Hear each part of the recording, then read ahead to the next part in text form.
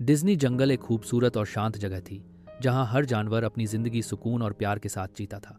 इस जंगल का सबसे प्यारा हिस्सा था नीला तालाब, जिसके चारों ओर हरे भरे पेड़ और रंग बिरंगे फूल खिले रहते थे। इसी तालाब में रहती थी बबली, एक नन्ही, चुलबुली और बेहद होशियार बतख। उसके पीले पंख सूरज की रोशनी में चमकते थे और उसकी मीठी आवाज सुनते ही जंगल के जानवर मुस्कुरा उठते थे। बबली की सबसे बड़ी खासियत थी उसका जिज्ञासु और साहसी स्वभाव। वह छोटी होने के बावजूद किसी भी बात से डरती नहीं थी। बबली के रोजी, बम, सिम्बा, जंगल के मित्र, जो सभी जानवरों की देखभाल करता था। एक दिन सुबह सुबह जब बबली तालाब में तैरने गई तो उसने देखा कि तालाब का पानी पहले से बहुत कम हो गया है। कुछ मछलियां किनारे के पास घबराकर इधर उधर तैर रही थीं। तभी रोजी दौड़ती हुई आई और बोली, बबली, मुझे लगता है कुछ गड़बड़ है, पानी बहुत कम हो गया है। बबली ने तुरंत सिम्बा और बम को बुलाया। सिम्बा ने स्थिति देखकर चिंता जताई और कहा, हमें पता लगाना होगा कि पानी कहाँ जा रहा है। बबली ने आत्मविश्वास से कहा, मैं जाकर इसका पता लगाऊंगी। कोई भी मेरे तालाब को यूं खत्म नहीं कर सकता। सिम्बा ने उसे अनुमति दी, लेकिन साथ ही कहा कि रोजी और बम भी उसके साथ जाएंगे। तीनों दोस्त जंगल के दक्षिणी छोर की ओर गए, जहां एक पुरानी गुफा थी। वहां पहुंचकर उन्होंने देखा कि एक बड़ी सी पाइपलाइन से तालाब का पानी कहीं और जा रहा है। पाइप के पास एक कछुआ खड़ा था, जो पानी की दिशा बदल रहा था। उसका नाम था कैक्टस। बबली ने गुस्से से पूछा, तुम ये क्या कर रहे हो? कैक्टस ने सिर झुकाकर जवाब दिया, माफ करो, मेरा जंगल सूख गया है।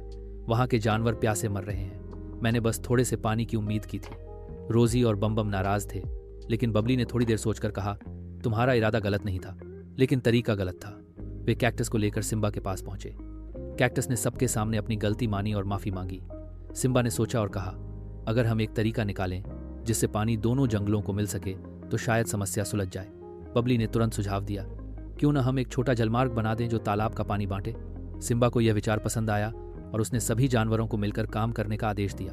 सभी जानवर जुट गए खुदाई करने, रास्ता बनाने और पाइपलाइन ठीक करने में। बबली पूरे समय सबसे आगे रही। वह न केवल मेहनत कर रही थी, बल्कि सबका उत्साह भी बढ़ा रही थी। कुछ ही दिनों में जलमार्ग तैयार हो गया। अब तालाब का पानी दोनों जंगलों में बहने लगा। कैक्टस का जंगल फिर से हरा भरा हो गया और डिज्नी जंगल का तालाब भी सुरक्षित रहा। इस सफलता पर सिम्बा ने जल दिवस की घोषणा की, एक ऐसा दिन जब सभी जानवर एकजुट होकर पानी की महत्ता को याद करेंगे। उस दिन बबली को सम्मानित किया गया। उसे फूलों का ताज पहनाया गया और जल रक्षक कहा गया। सबने ताली बजाई और बबली मुस्कुराते हुए बोली, अगर हम मिलकर काम करें तो कोई भी समस्या बड़ी नहीं होती। उसके ये शब्द जंगल में गूंजे और सभी जानवरों के दिलों में बस गए। आज भी बबली हर सुबह तालाब में तैरती है।